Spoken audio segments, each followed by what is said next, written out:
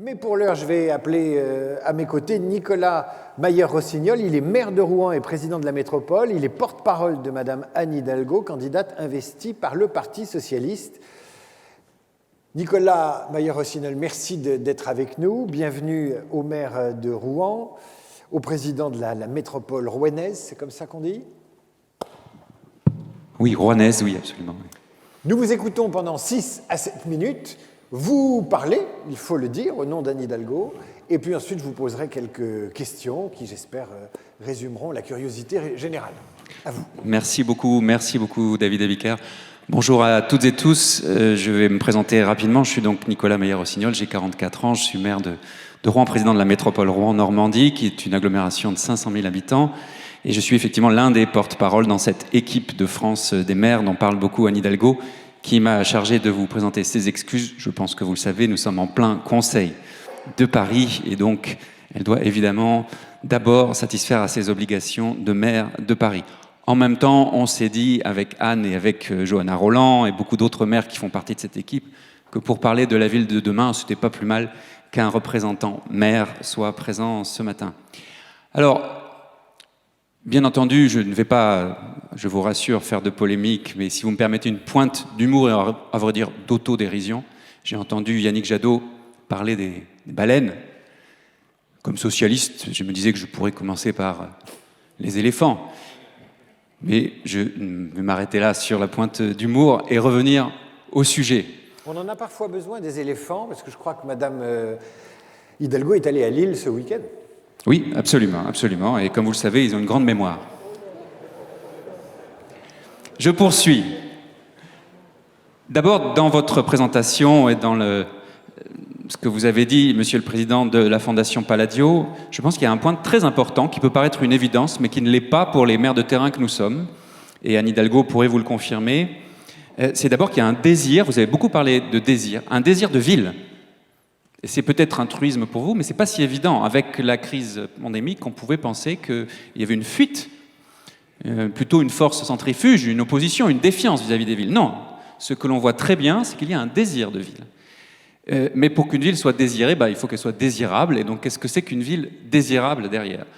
Ça a été dit, je ne reviens pas sur le diagnostic, on le voit partout.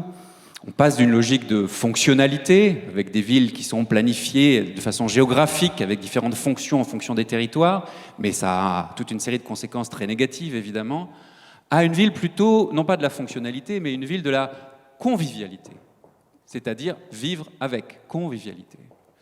Et pour cela, je voudrais en quelques mots rappeler ce qui pour nous, avec Anne Hidalgo, est primordial. Alors, peut-être au risque d'être un tout petit peu provocateur, je ne vais pas commencer par la ville durable. Parce que si la ville durable est évidemment une condition indispensable, nécessaire, impérieuse, ne serait-ce que pour lutter contre le changement climatique, de la ville désirable, elle ne la résume pas. Moi, je voudrais commencer d'abord par la ville abordable, c'est-à-dire la ville inclusive, la ville accessible. Parce que la nature est fondamentale.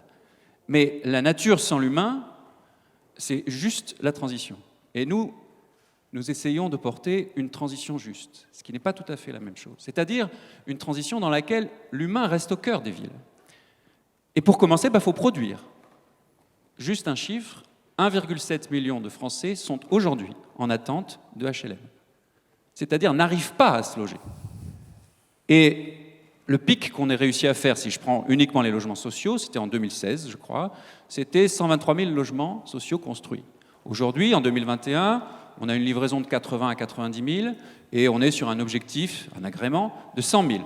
Il faut qu'on passe à une moyenne annuelle de 150 000 logements par an. Et c'est tout à fait considérable. Construire, quantitatif, et améliorer la qualité de vie. Qualité de vie, ça veut dire effectivement lutter contre la précarité énergétique. Je veux juste rappeler les chiffres là aussi. Pas uniquement sur le public, d'abord sur le privé.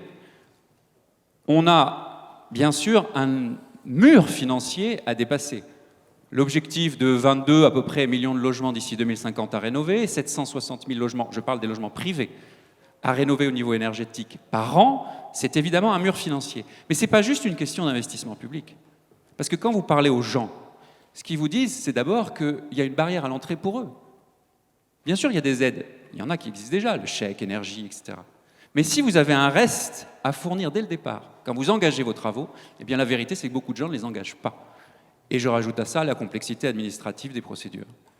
Donc il faut trouver, c'est une de nos propositions avec Anne Hidalgo, un système qui permette que la barrière à l'entrée pour le particulier, quand il engage la rénovation, soit nulle.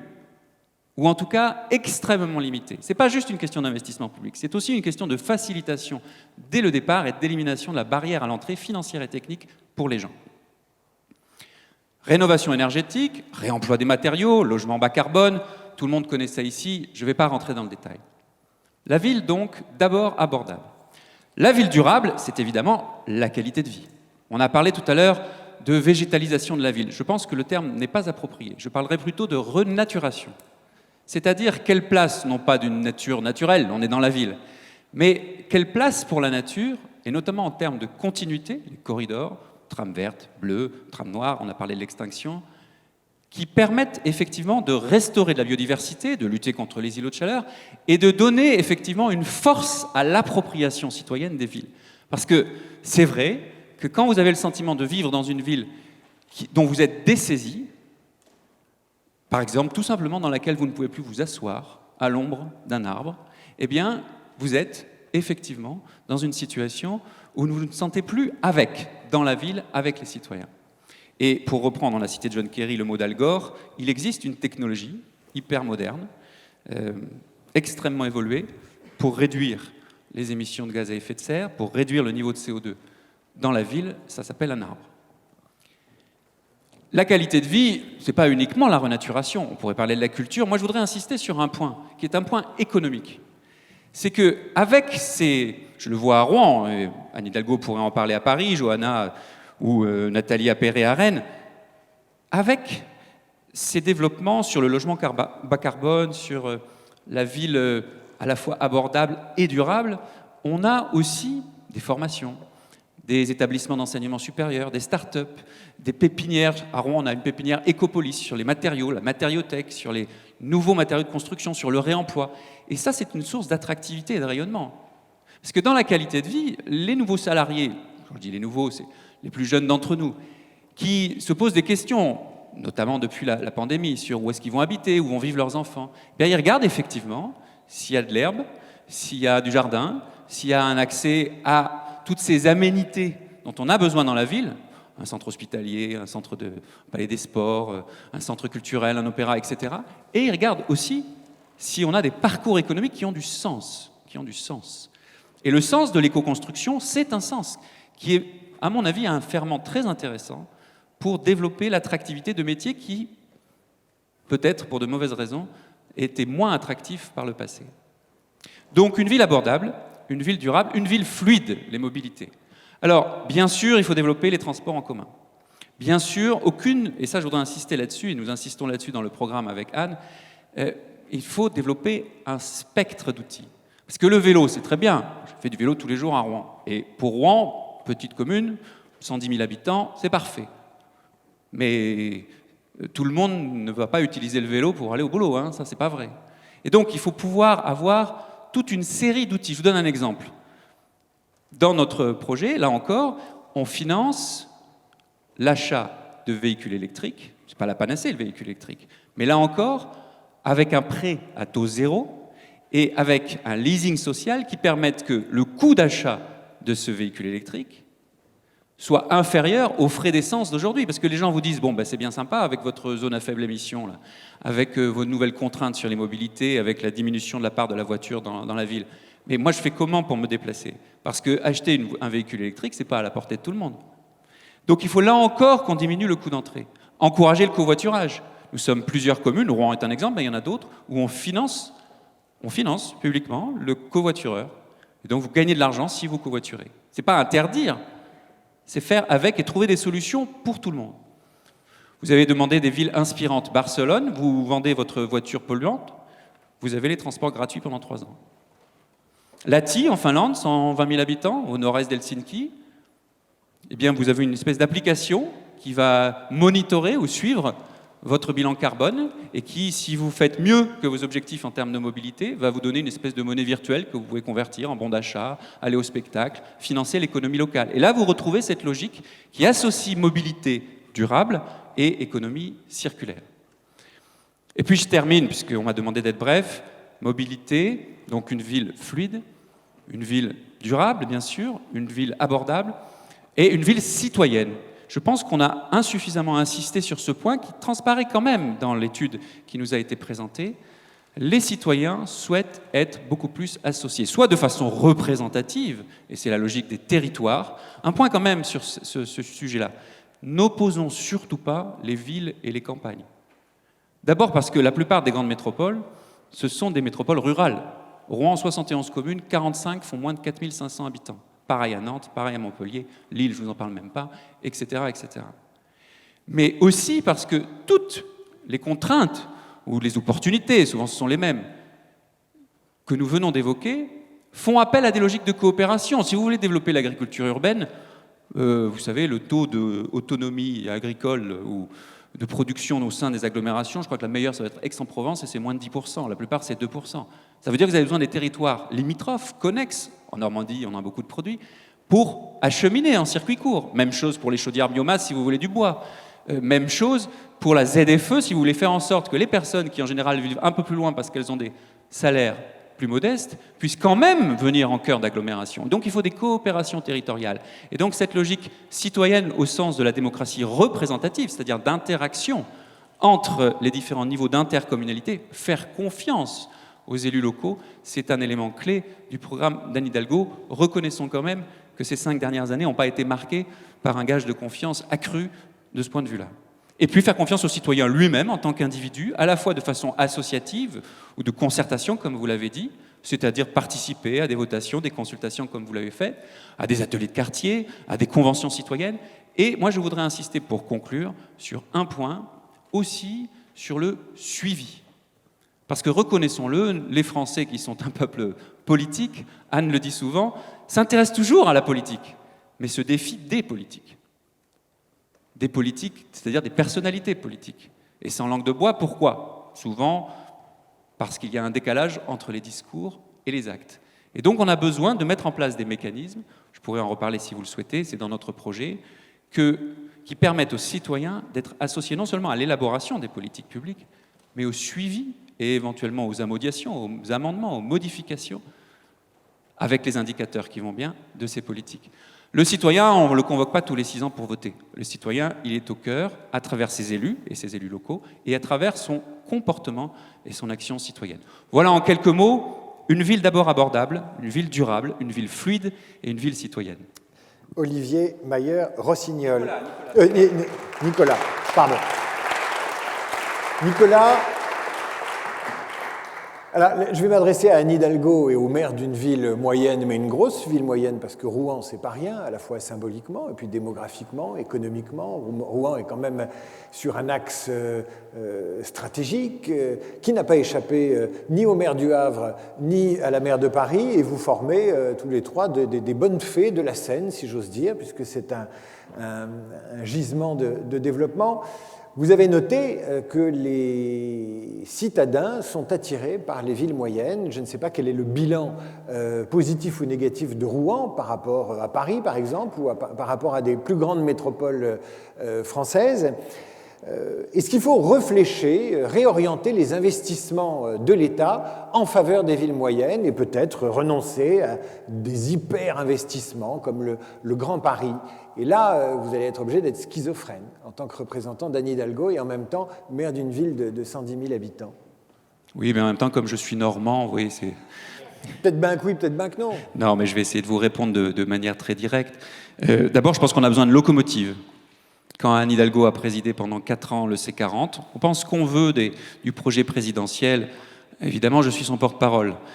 Et bien sûr que je le défends. Mais enfin, pardon, mais quand on a une ville comme Paris, avec sa maire, qui préside le C40, c'est-à-dire le rassemblement de la centaine des plus grandes villes et métropoles du monde, réélues à l'unanimité, pour s'engager sur ces sujets de changement climatique, je pense que c'est plutôt un atout pour la France. quelles que soient les opinions qu'on peut avoir les uns les autres sur le sujet. Et très honnêtement, c'est un facteur d'attractivité pour l'ensemble du pays, parce que c'est un moteur pour l'ensemble du pays. Là encore, sans langue de bois, parfois j'entends des critiques, oulala, elle est maire de Paris, mais c'est formidable d'avoir un candidat maire de Paris. Pourquoi ? Parce que Paris est mondialement connu, parce que Paris est une locomotive, et en particulier pour la lutte contre le changement climatique dans la justice sociale. Ensuite, vous avez raison, et on le constate à Rouen, mais on le constate dans beaucoup d'autres villes, effectivement, il y a, et c'est accéléré depuis la crise pandémique, mais c'était antérieur en réalité, une envie... D'abord, une envie de vivre et une envie de ville différente, c'est ce qu'on a dit tout à l'heure, un désir d'une ville plus conviviale, plus accessible, plus humaine en réalité, plus respirable. Paris a perdu 60 000 habitants sur les 10 dernières années, grosso modo. Je le dis à la louche, il y avait un sujet dans le Parisien il y a quelques jours. C'est quand même un signe, c'est pas uniquement l'effet Covid, etc., oui. Mais il y a quelque chose là qui se passe. Je pense que c'est surtout un rééquilibrage. Mais ce que vous constatez, c'est qu'effectivement, des territoires comme la métropole rouennaise, je pourrais parler de Rennes, de Montpellier, il y en a beaucoup d'autres, aujourd'hui sont encore plus attractifs. On le voit sur l'immobilier, c'est très clair. À Rouen, c'est plus 10-15% cette dernière année, mais ce n'est pas du tout une exception. Et pourquoi ? Parce que vous y trouvez à la fois des aménités très urbaines, ce que je voulais dire tout à l'heure par un CHU, un palais des sports, etc., et en même temps, une qualité de vie, évidemment, le prix du foncier, et en même temps, effectivement, l'accès... Par exemple, Rouen, c'est 30% de sa surface de l'agglomération qui est forestière. C'est une des agglomérations les plus forestières de France. Je suis sûr que quand vous pensez à Rouen, vous ne pensez pas à la forêt. C'est peut-être à Jeanne d'Arc et à son bûcher, mais c'est le seul élément boisé qui vous vient à l'esprit, probablement. C'est 30%. Donc, vous voyez qu'en réalité, il y a une attente de sens. Où est-ce que je vais évoluer ? Et c'est amplifié par les évolutions du monde du travail. On n'en a pas parlé, mais l'immobilier de bureau doit évoluer aussi. L'immobilier économique et son attractivité, les friches, la reconstruction de la ville sur la ville. Tout à l'heure, on parlait de la friche AXA, qui est bien connue à Rouen, mais on aurait pu en parler de beaucoup d'autres. Les friches portuaires, industrielles, vous avez cité Le Havre. Bon, voilà. Là, on est sur des exemples où, si on ne met pas l'argent, on n'y arrive pas. Le fonds friche, je vous donne juste un exemple. Le fonds friche, au début, on était à 200-300 millions, on est passé à 400 millions. C'est rien du tout par rapport aux besoins si on veut effectivement dépolluer et reconstruire la ville sur la ville. Les passoires thermiques dans les logements sociaux, vous en avez à peu près 360 000 sur les catégories F et G. Catégorie F et G, c'est vraiment les derniers des derniers de la classe. Je ne vous parle même pas des catégories C et D. 360 000. Aujourd'hui, le fonds pour la rénovation des logements sociaux, on est à 450 millions d'euros sur 2 ans. C'est absolument pas suffisant. Il nous faut plusieurs milliards sur ces questions-là.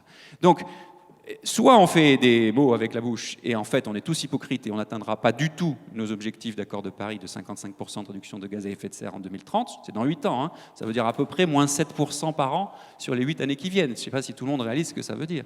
Soit on met effectivement les moyens là où c'est prioritaire.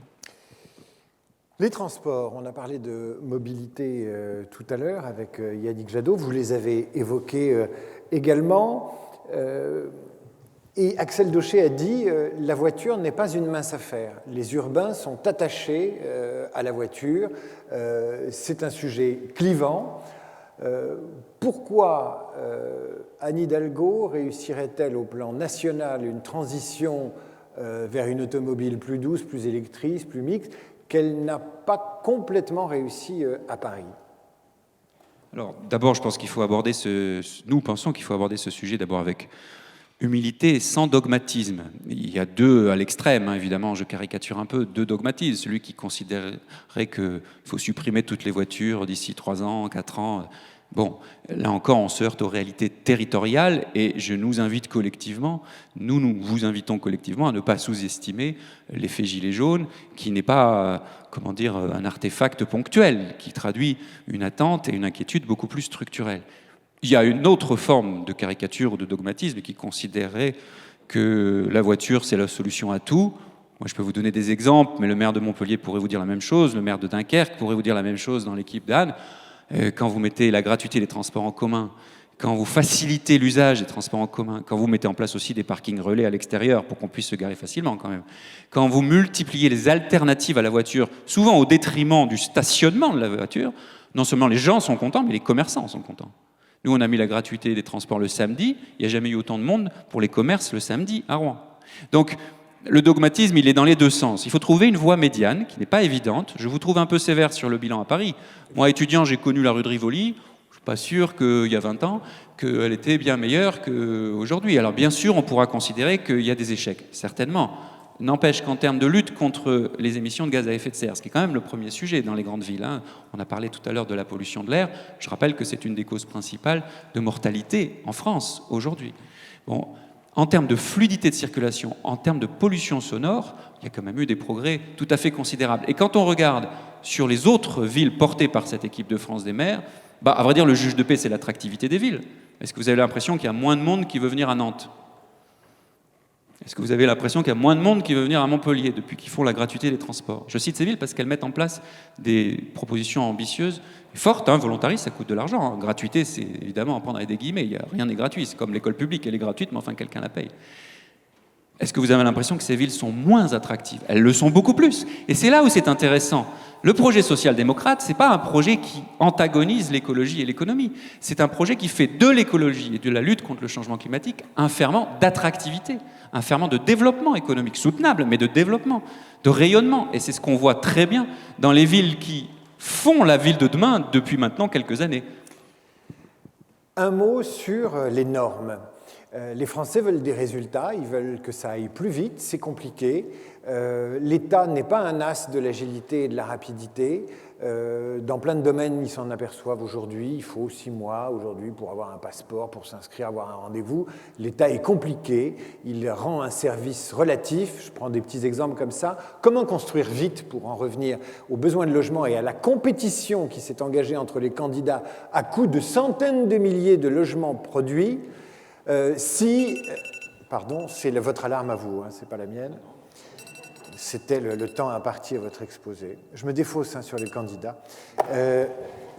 Sur la question des normes, il y a un candidat de la simplification qui n'aura certainement pas ses 500 signatures, malheureusement, c'est Gaspard Koenig qui amène un grain de sel et du citron sur cette campagne en évoquant la simplification. Et Dieu sait qu'en matière d'environnement, de construction de la ville ou de reconstruction, les normes ont leur importance.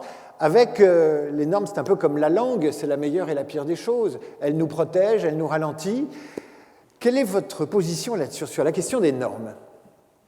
Ce qui est certain, c'est que, sans là encore verser dans l'outrance, on a des cas très concrets, et les élus de terrain que nous sommes dans l'équipe d'Anne peuvent en témoigner, où pas seulement la norme, mais ce qu'on appelle l'effet parapluie, c'est-à-dire l'effet de protection qui, un peu mécaniquement, va faire que chaque échelon, chaque niveau va avoir tendance à vouloir se protéger, à vérifier que tout est sécurisé de son côté, introduit des délais tout à fait insoutenables.